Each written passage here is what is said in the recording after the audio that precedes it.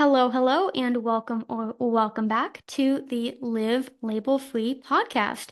I'm your host, Livia Sara, and today I am joined by Jason Wood. Jason turned his battle with orthorexia into a mission to break the stigma around men's mental health by publishing his memoir, Starving for Survival. He is proud to serve on the board for two eating disorder recovery organizations, Running in Silent and SoulPaws Recovery Project. Jason is the Director of Community Engagement at, I never know how to say it, ANAD, ANAD, and facilitates the organization's new men's peer support group. Through speaking engagements, his writing, and his advocacy work, Jason strives to be a part of the important conversation that encourages everyone, especially men, to speak up, share their stories, and get the help they deserve. Welcome so much to the podcast, Jason. How are you doing today? Yeah, thank you. Thank you so much for having me. And you nailed it. It's Anna. You can call us whatever name you want to, but yeah, you got it with the name. And I am Perfect. super excited to be joining you today. Yeah, me too. And for anyone listening who's never heard of ANID before, can you kind of share what it stands for and kind of what ANID is all about? Yeah, so I was in the same boat as probably a lot of people. I had never heard of the organization until I was a couple of years into my own recovery. Hmm. Basically, it's the National Association for Anorexia Nervosa and Associated Disorders. The acronym ANED came about back in the 70s when we were founded, because at that point everybody was still going through the phone book. So we were like ANAD, it'll be towards the front in the phone book, so Yeah. it'll be easy for people to find.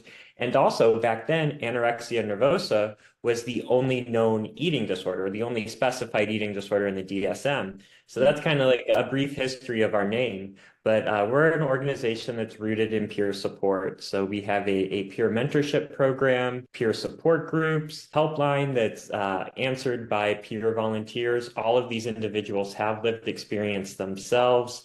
And all of these programs are free and accessible to anybody. So we've been doing it for since the 1970s, and every year we just continue to serve more and more people who are starting those recovery journeys. That's amazing. And I had no idea it was founded in the 70s. Like, I thought that was like a recent thing. Yeah, but I mean, the phone book, I mean, I grew up in a time where my parents like have stories, but we still used the phone book when we were kids. But I mean, I am not that generation. I think the iPhone came out when I was 10, and it was funny because I already was like, why is the world becoming this way? Like, as a little 10-year-old, I remember I still had a flip phone. I was so excited when I had one of those phones with one of those keyboards that like slid out. And then everyone jumped on the iPhone thing and that became huge. And now it's like we can't imagine a world without that anymore. And also what you mentioned about anorexia being like the only diagnosable eating disorder. I think it's important to talk about that in a bit, but my co-host, Mike, who I think you guys may know each other through Instagram, but he told me that, back when he was diagnosed with an eating disorder, he actually had anorexia, but he was diagnosed with binge eating disorder because when he was diagnosed, men, quote unquote, men couldn't get anorexia because one of the criteria was a missing period. And when like, obviously, like now I'm like, wow, that makes sense. But when he told me that, I was like, how fucked up is the healthcare system if that is Right. only such a recent development, that we can start to finally unpack this idea that everyone can have eating disorders because they don't discriminate. And you specifically, wrote this incredible, vulnerable memoir, Starving for Survival. I read it, and something I love about books more than social media content or YouTube or even a podcast is that books really allow you to transcend. They allowed me as the reader to go on this journey with you, and you almost feel like you become one with the writer. I'm sure you can resonate with that from reading other memoirs. Because as I was reading, I felt your pain, you feel like those euphoria moments of when you're in the eating disorder. It's like, oh, I've lost weight, or oh, I've gone to this meeting and, everyone's applauding me. And that's, of course, where the toxic influence from the external world comes in and I think feeds, no pun intended, the disordered eating aspect. So obviously in that book, you kind of share where you started and how you got to where you are today. But can we just rewind to the era of little Jason. And can you tell us what was your relationship with food like growing up, before everything kind of spiraled into negativity? Yeah, so I start my book off by talking about basically intuitive eating. It wasn't called intuitive eating. I didn't know the concept, but as a Right. child, that's all I knew was just to Yeah. eat the foods that I wanted to eat. There Yeah. were no good foods or bad foods or any of that yet at this Mm-hmm. point in my life. Right. So it's basically almost like my recovery has been a cycle of returning back to those days, Mm-hmm. returning back to before diet culture came into play, before trauma occurred or before any of that Yeah. happened. So my relationship with food growing up was, I guess, quote unquote, normal. There wasn't Yeah. really anything in particular that was a red flag or anything there. It wouldn't be until I hit high school when I joined Weight Watchers and that first introduction I had to formalized dieting. And that's when immediately the labels started to come on, and there were good foods and there were bad foods. And I was looking at food through a completely different lens at that point. It became a source of punishment. It became a source of reward. Like it was just like food started to consume every aspect of my mind.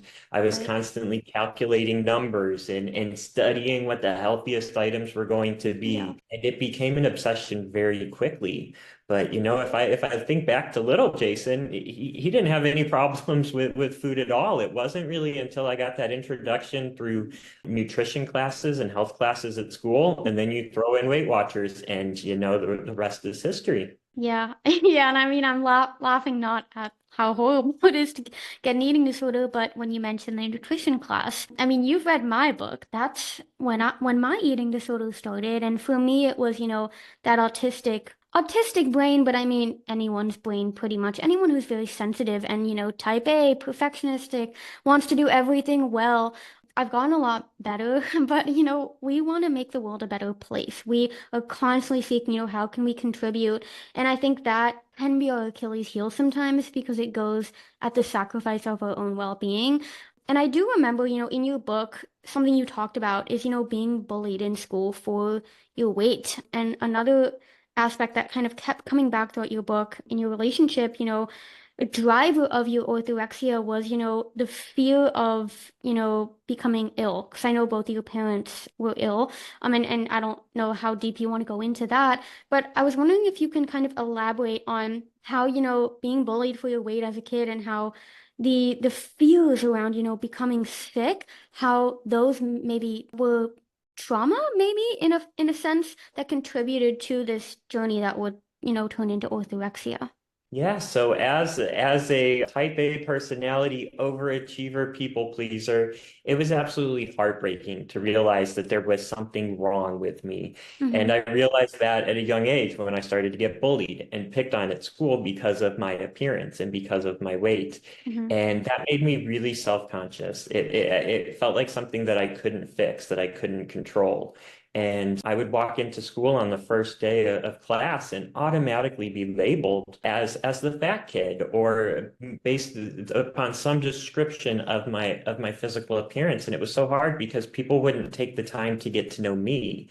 It Right. was like I fell into the stereotype, and that's exactly who I had to be then. That was the role I had to play. I lost my identity as a person. Yeah. And that was really difficult to deal with that bullying because outside of that, everything else was going great in my life. I had loving parents. I was doing well in school. I was a genuinely happy kid. But there was still this bullying that was happening. And all it would take is one person to say some negative comment. And that's the comment that would stick with me. None of the praise, Of none of the course. love, none of the other Always. stuff I was receiving, Right. I would pay attention to. It was just that one comment that I would get here Yeah. or there. And that is what would play over in my mind time and time again. And then fast forward, and I kind of grew up as the entire childhood obesity phase started to come about, and we started Yeah. to hear about it in the news, or we'd see it in school all the time, where it was like being obese is bad, and you're going to get disease, and it's going to cause all this harm. So I Yeah. already kind of had that mentality going on in my head. And then when I saw both of my parents succumb to cancer, both of my parents passed away while I was in my teens to cancer. Yeah.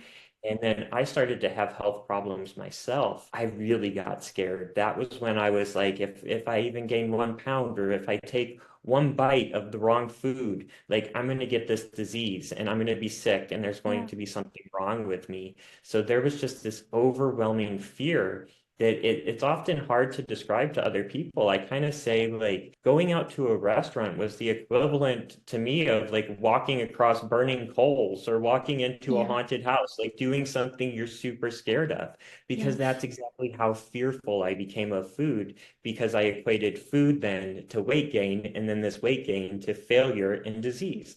Right. Yeah. I mean, well, obviously, again, I don't love that you had to go through this, but I love the way that you were so eloquently sharing with the metaphors too of, this was a terrifying experience for me. And like you say, everyone, of course, has their own experiences, but if you don't have lived experience of what it's like to be bullied, what it's like to lose your parents, what it's like to have gone through trauma, what it's like to have an eating disorder, I don't think you can ever truly understand, what that almost it like I describe it like a tornado that just sweeps you up and just you twirl around and you're just so stuck in this fear and you can't get out no matter like what you do.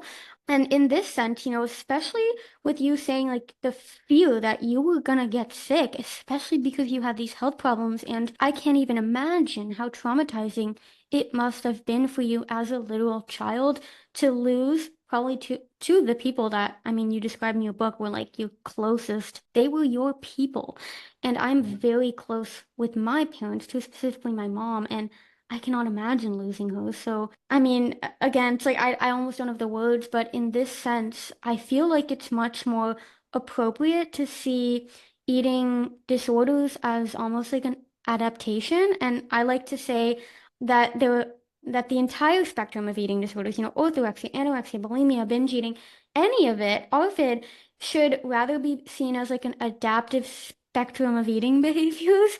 Because I think when we can see it as a spectrum, almost like neurodiversity, we can really acknowledge that every single person's eating behaviors are unique to them and they do have a reason behind them. They have a driver. And when we can acknowledge, it's just a symptom of something deeper, like the orthorexia for you was a symptom of fear of, being bullied again, being judged, having the true Jason be detached because people were only looking at your physical appearance and making judgments on that based on their own conditioning. I think that would free up a lot of space for people to have communication that is much more compassionate and curious rather than, oh, you have an eating disorder. Oh, you're this. Oh, you're that. And there's so much of the, conversation about it's about control, right? Isn't that the biggest misconception about eating disorders? It's about control. No, it's about safety and security. That's what it's about. And again, I Mhm. think if we can acknowledge, like, wow, Jason has adapted his behavior to actually feel safe in this time and these circumstances in which he doesn't, we can start to really unpack, okay, well, what do you need now to start feeling safe again? Because only when you have that safety and trust can you start moving into recovery, right? So, with that being said, I'm sure we all have like those kind of light bulb moments or those wake up calls that it's like, I really can't keep doing this to myself anymore. Because, we logically know this eating disorder is pretty harmful to me. What were kind of some moments that stand out to you on your timeline of, where you really realized, like, I have to do something about this? And one of the interesting things, and one of the things that I try to share a lot when I'm speaking with people, is that oftentimes those of us with an eating disorder, we're not hiding it. We're not in denial about it. We Right. simply don't see it ourselves. It's one Uh, of those things where you brought up the tornado analogy there. And it's similar in the fact that you don't see the damage that a tornado causes until the storm has passed. And yeah. that's exactly how it was for my eating disorder too. As Yeah. things were going on, I couldn't see the pain and the harm that it was inflicting on my life. It wasn't until after the fact that I can now look back and be like, hey, this was pretty bad. This was pretty rough. And that's why I think for the long longest time, my eating disorder just kind of happened in plain sight. I wasn't Yeah. hiding it from anybody. In this diet culture world we live in, I was actually being applauded most of the time for a lot Yeah. of my very disordered behaviors. And for me, I just thought I was doing the right thing. In my mind, I was following this advice I had seen from fitness influencers or from blogs online or even heard from my doctor when I would go to the doctor's office. It Yeah. wasn't until the infamous PETA incident that I outline in the book where I was like, hey, I don't want to live like this anymore. I can't live like this anymore. Yeah. And to give a little bit of background on that, my husband and I had decided to take a trip out of town. It was the summer of 2020, so the pandemic was in full force at that point, and we just needed a couple days to just kind of get away and Yeah. escape. So we went out of town, and of course, that right then and there is a hard thing for anybody with an eating disorder to do because you're Totally. changing your routines and you're Yeah. leaving behind that safe zone and that comfort zone. So I spent a couple hours searching for restaurants and then searching for the healthiest items on those restaurant menus. Finally found a place that, passed the Jason seal of approval. So we get to the restaurant and I go to order the hummus platter, but I want to substitute the pita bread for fresh vegetables because carbs are the devil and I can't Right. have carbs. Right. Yeah. So you just can't have bread. Obviously. Yeah, and so the waiter was like, "I'm sorry, sir, like, we don't have any fresh vegetables at this time." And it was in that moment that I just hit rock bottom. I just Yeah. started getting very angry, very emotional. I told my husband I was done with this restaurant, done with this trip. I just wanted to go home. And it was at that time that he spoke up then. And he's like, I've seen a change in your personality. And of course, there were the changes physically going on at that point too. But it was really the change in my personality and this obsession I'd had with all of these food rules and the anxiety that I was dealing with and the suppressed trauma that he could see from all of the pain I'd gone through in my adolescence. And it kind of just all hit the boiling point at the same time that night at that restaurant.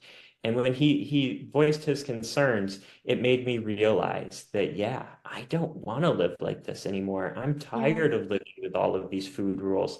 I'm tired of having all of this pain inside and no way to get it out. Yeah. And I knew right then and there that I needed help. But that was like the next barrier that I would have to overcome is actually finding the help. But it was actually Totally. in that moment that I realized that, yeah, I can't live like this. Yeah, and I think it's so great, because I remember the story about the PETA incident and the researching the restaurant, spending hours. Like I feel like there's somewhere where I wrote it. I write a lot, so I don't remember where I write stuff, but there was somewhere where I wrote about how when I had an eating disorder, I felt at times like I was a PhD researcher.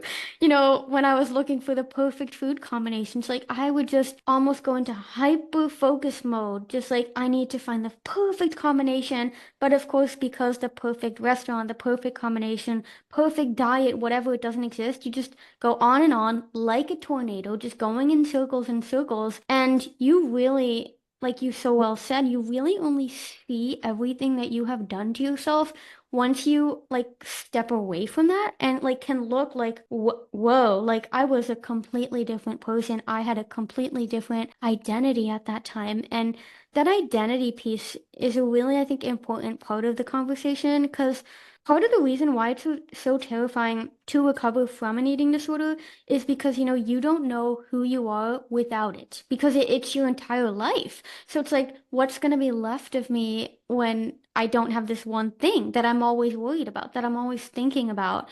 And I think because, humans, we do have an ego and we will do anything to maintain our ego. I think stepping into that, leaving your comfort zone, leaving that safety zone and saying, I can't do this anymore. I'm willing to actually discover a new identity.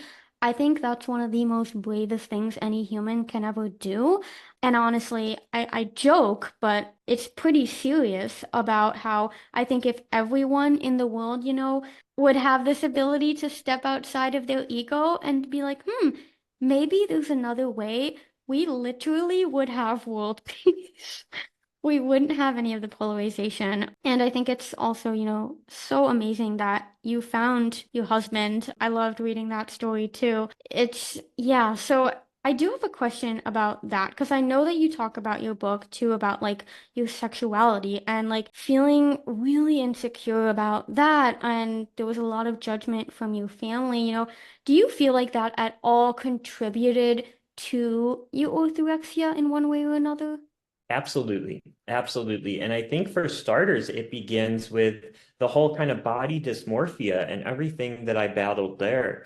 For a Hmm. long time, body dysmorphia kept me from seeing who I truly was, not just physically, but also as a person, because I Yeah. was so obsessed with what other guys look like. And I Yeah. kind of thought that this was, a fixation. I was like, oh, I just want to look like them. For the longest time, I didn't realize I actually wanted to like date them or to be with them. So it was like there was definitely a lot of confusion there, and Yeah. I think it caused me to misinterpret some of my sexual identity for quite some time because I think I was like 25 or so when I finally realized that I was gay. And that was a really difficult thing to come to terms with. I had grown up in a very conservative religious family, and I had thought from a young time that being gay was wrong. And again, that I would be stereotyped, very similar to being stereotyped and labeled as the fat kid in elementary school. Yeah. I now thought I was going to be the gay guy, and I would have to conform to all of these stereotypes and expectations that Yeah. society has on me. And again, I thought I was going to lose being able to be myself. So that was definitely really difficult for me to handle. And then being in the gay community, I think that adds additional pressure when it comes to body image expectations, Hmm. especially for gay men. I just had a conversation with another advocate the other day about this very topic, how gay guys are often their own worst enemies. Like instead of a Yeah. community that supports each other, we're Yeah. constantly judging and ripping each other apart. So it definitely, I think all of that plays a factor in the development of my eating disorder, from the body dysmorphia that I dealt with to the internalized homophobia that I'm still working through to this very day. There is still a part of me that every now and then I've got to remind myself that there is nothing wrong with being gay. There's nothing wrong with Yeah. me. But still, Yeah. I think it was ingrained in me at such a young age that it's hard to overcome that. Yeah, no, and I really appreciate you being so open about that you still have that internalized homophobia, even as someone who identifies as gay as themselves.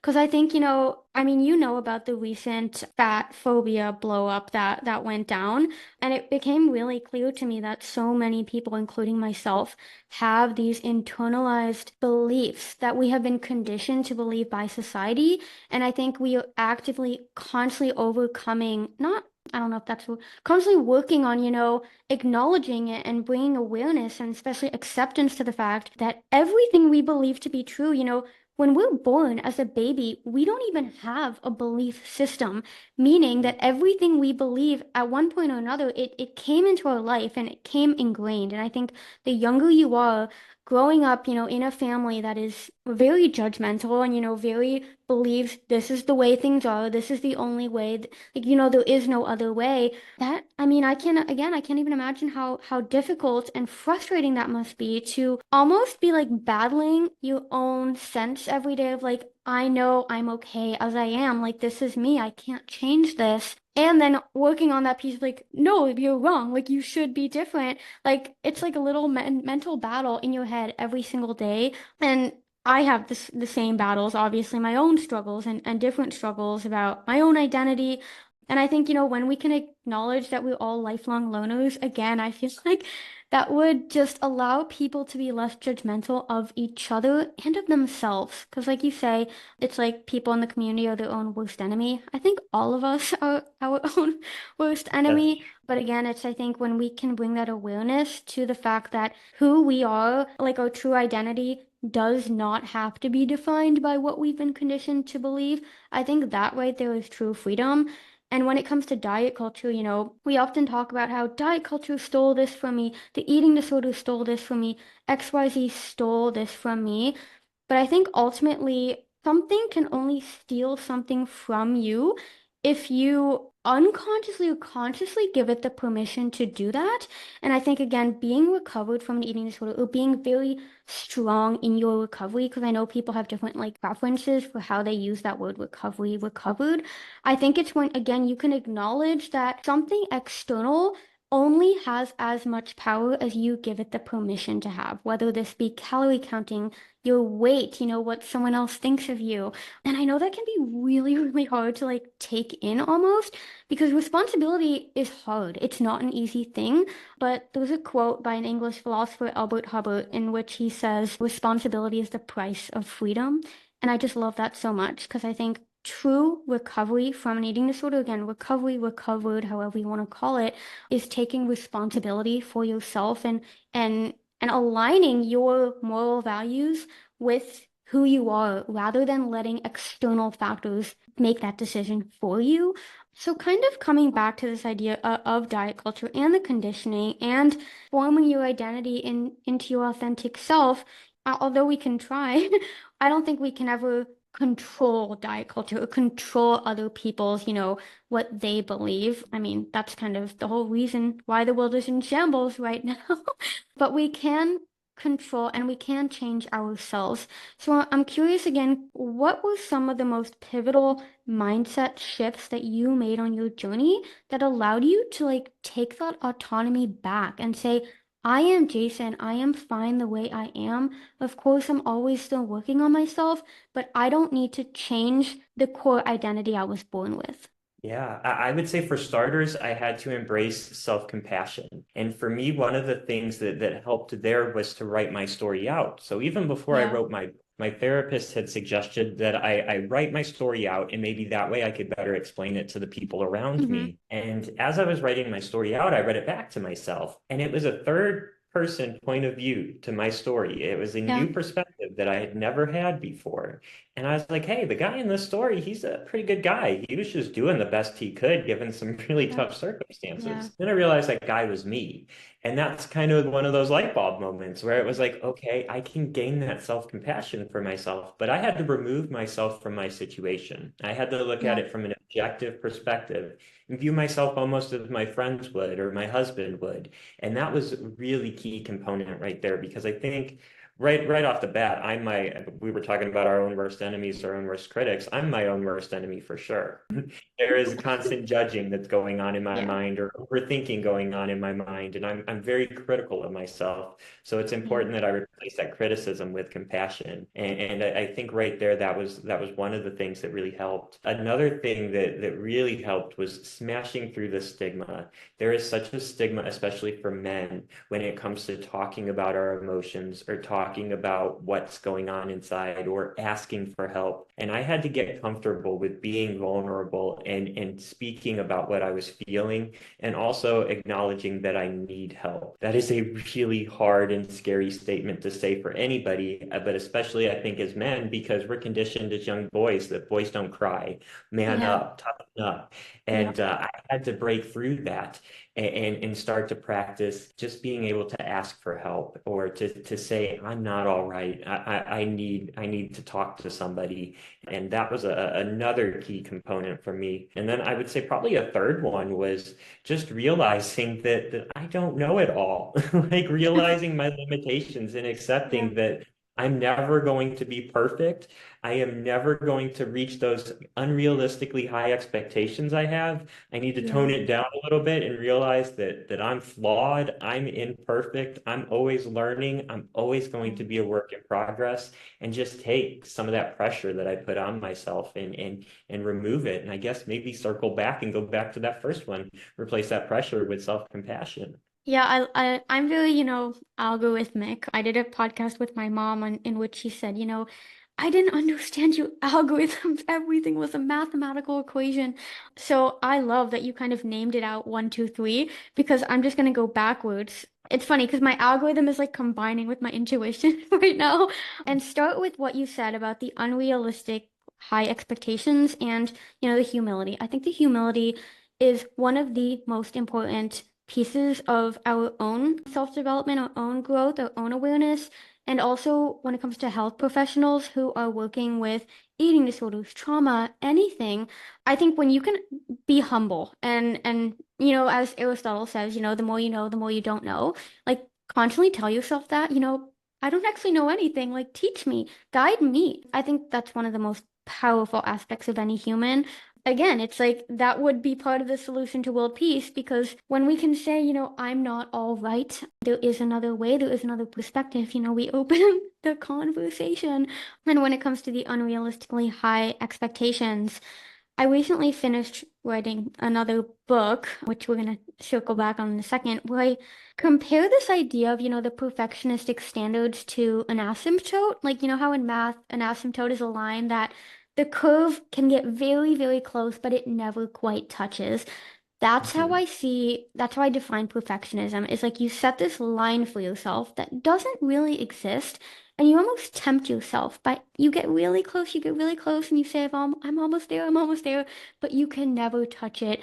And Julia Cameron, who is a really pretty famous writer and writes about writing and writes about creative unblocking, she has this quote in which she says, perfectionism isn't a quest for the best. It's a pursuit of finding the worst in ourselves.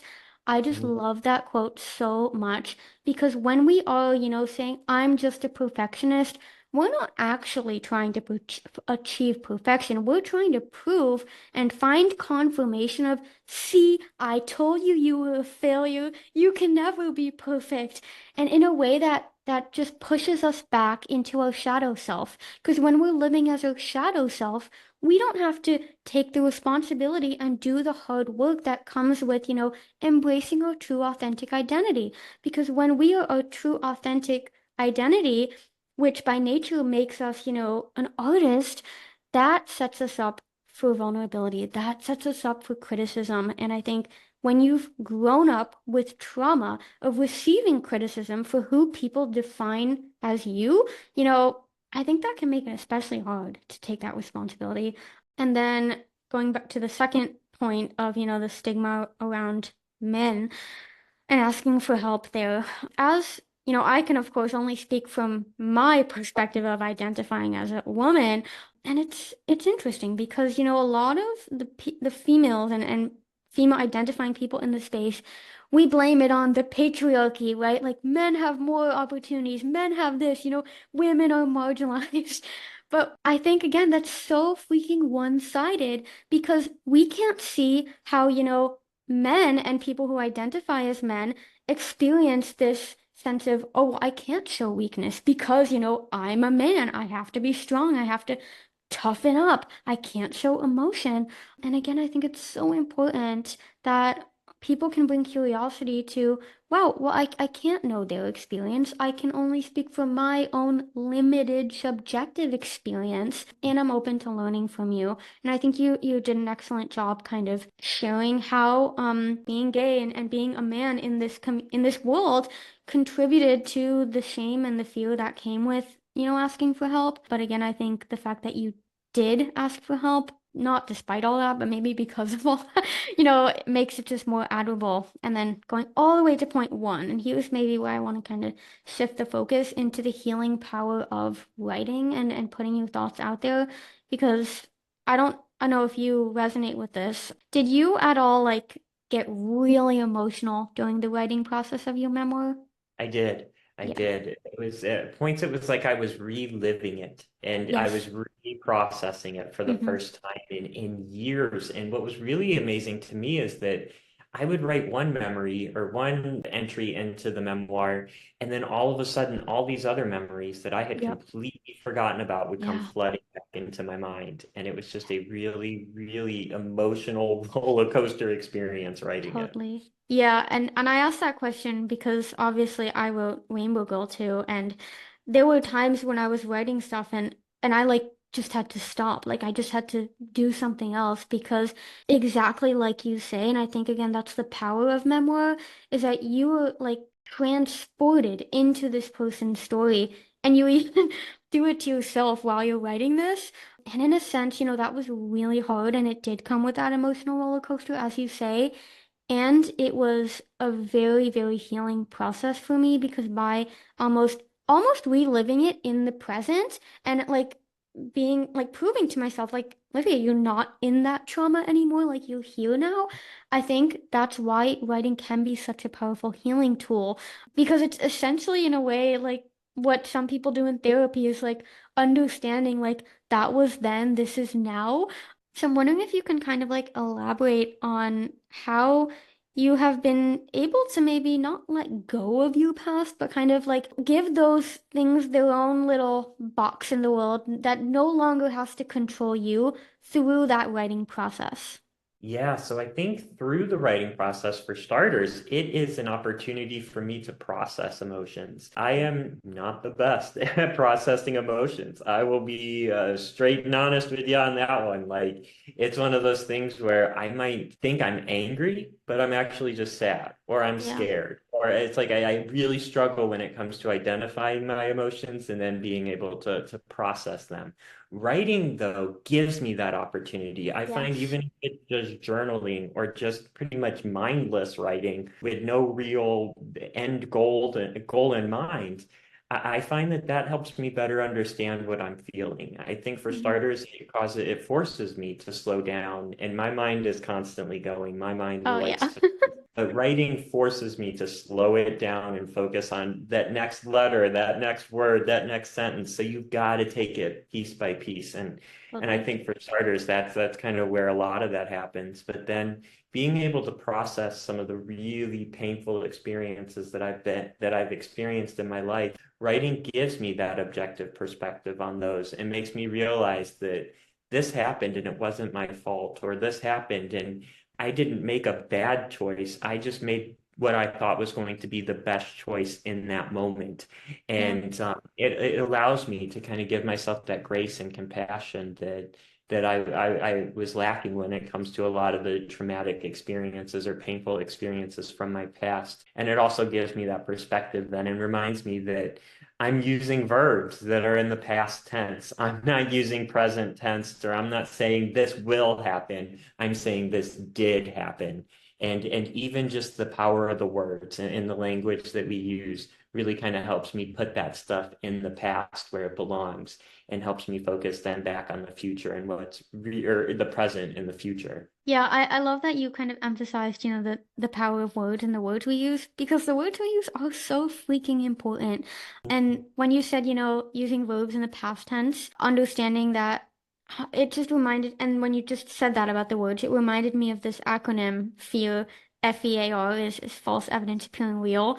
Because when we have fear, when we live in fear, we're basically just convincing ourselves that the worst thing ever, like, is doomed or destined to happen. And when you're living in that state, how can you ever discover your true self? How can you ever tap into love? Because love and fear just can't coexist. And as you were talking about the emotions and how you have difficulty, recognizing your emotions, have you ever heard of alexithymia?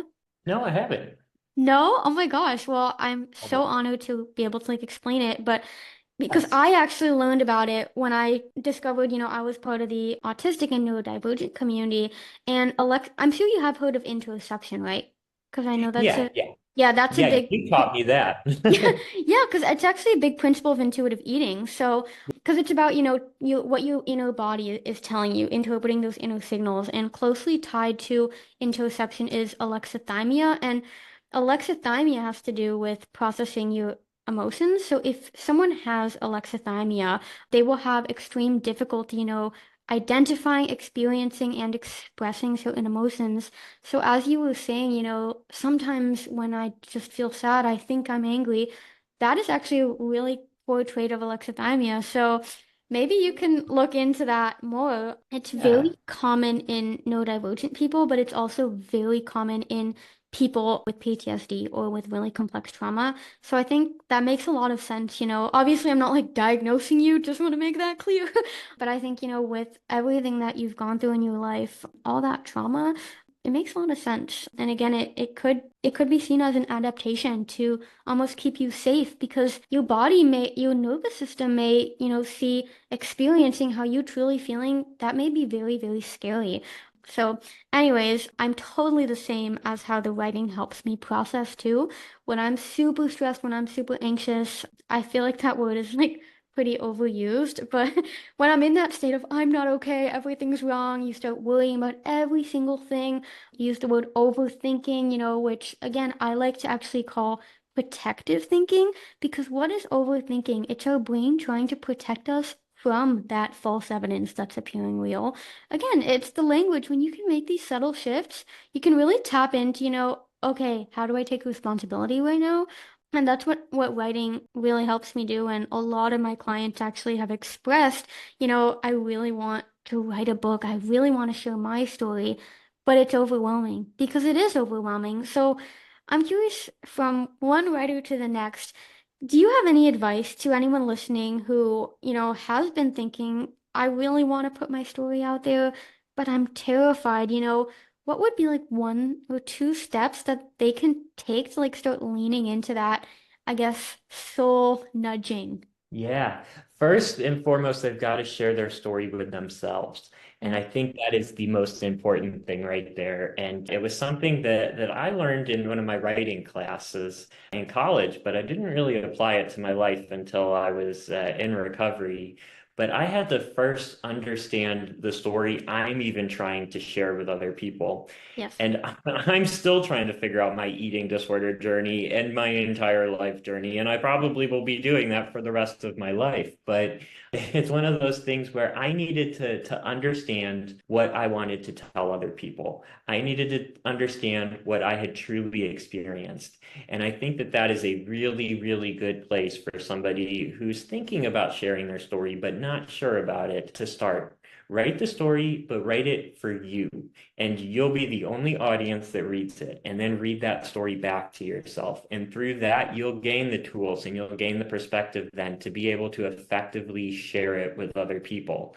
And the cool thing about it is our stories are always changing. We're Yes. always writing another chapter and a new chapter. So your story today may look one way, but you revisit it 2 years from now, and your story is going to be different because the ending is constantly changing because it's not really an Totally. ending. It's just a to be continued. You're just putting a Yeah, new bookmark word. in it. Yeah. So that's one thing that I would tell people. And the other thing that I would share that from personal experience, I was terrified the night before my book came out. Same. I went through the whole process and I'm like, I'm good. I can't wait to get this thing Yeah. published. And then the night before it was released, I was like, what am I doing? Why am I doing this? I am Yeah. being so vulnerable right now. Is anybody even going to read it? Is anybody going to benefit from it? And literally the same day it came out, I was hearing from people around the world who were like, thank you for sharing your story. Because of this, I can better understand my experience, or I can speak up and talk to somebody and get the help I need. And that's when I realized right then and there the power in vulnerability and the power of storytelling.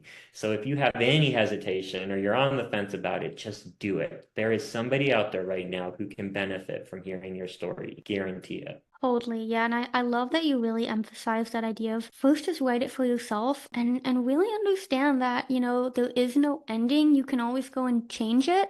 Because I think that's kind of what comes with the perfectionism and that again, something that I'm still working on too, but whenever I sit down to write, it's like what sits me down to write every time is the resistance. It's like the fear of bad writing, the fear that nothing will come out, the fear that you'll write something that's like you read back later and I'm like, I can't believe I wrote this shitty, you know? But acknowledging, like this is only one snapshot in time. Like, this is only like the manifestation of what you were thinking at a given moment. That doesn't mean this is who you are. This doesn't mean this is your identity forever. Like nothing is ever set in stone. And I think whereas this idea of like everything is constantly changing can be terrifying because basically that means nothing is ever in your control. I think when we can flip that around to everything is constantly changing, meaning everything is constantly a new opportunity, I think again, that's when we're able to like flip the script from living in fear and basically living as like a victim to your external circumstances into I take responsibility and I actually have so much freedom right now because at any given moment, I get to choose a new path. And I think that's part of, the recovery from an eating disorder is, again, flipping that same script is, I don't have to continue identifying as a victim of an eating disorder. I get to choose the freedom. I get to choose my path. And yeah, for anyone listening struggling with this right now who does feel nudged to write, me and Jason both wrote a book, and we can attest to the fact that it is super healing and maybe a huge golden ticket on your healing journey. So, yeah, that all being said, thank you, Jason, for sharing all your wisdom. Was there anything else that you felt like was really important to this conversation that we didn't yet touch on? Well, I feel like we could have a conversation for days and days and days because it's always so Totally. good to talk to you. But no, I think we covered it all in Yeah. this one. And I just want to thank you for everything that you're doing. And thank you so much for having me on today. Yeah, thank you so much for your time and again for your wisdom. This was a very eye-opening conversation for me as well, because like I said before, we can only ever, experience life from our own subjective limited experience. And I really, really think it's so important that the more lived experience we bring into the conversation, the more curiosity we bring into how different yet similar our experiences can be at the same time, that really invites that powerful word you used, compassion for all around, which again comes back to that theme, would contribute to world peace. But I'm not even going to go there right now. So, if anyone wants to read your book, get in touch with you, learn more about ANAD, learn more about orthorexia, everything you're all about, what would be like the best places to go visit? Yeah, so I feel like I'm everywhere these days, but you can go to mentalstormwarning.com. That is my website, my blog. It's got links to my book and everything on there. You can also go to anad.org, which is ANAD.org.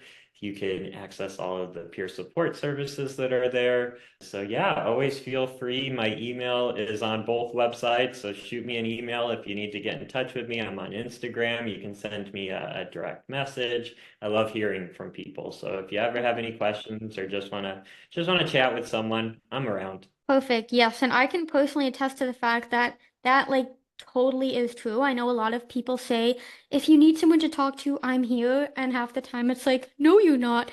Jason literally is always there. So I just want to thank you, Jason, for always being there for me because especially recently, a few weeks ago, you were like the one person who I felt I really couldn't trust and talk to in a time when I was feeling really overwhelmed and lost. So thank you. Thank you, everyone listening. I will drop all the links in the show notes as well. I'll talk to you soon, Jason, and everyone listening. I'll talk to you in next week's episode. Bye bye for now.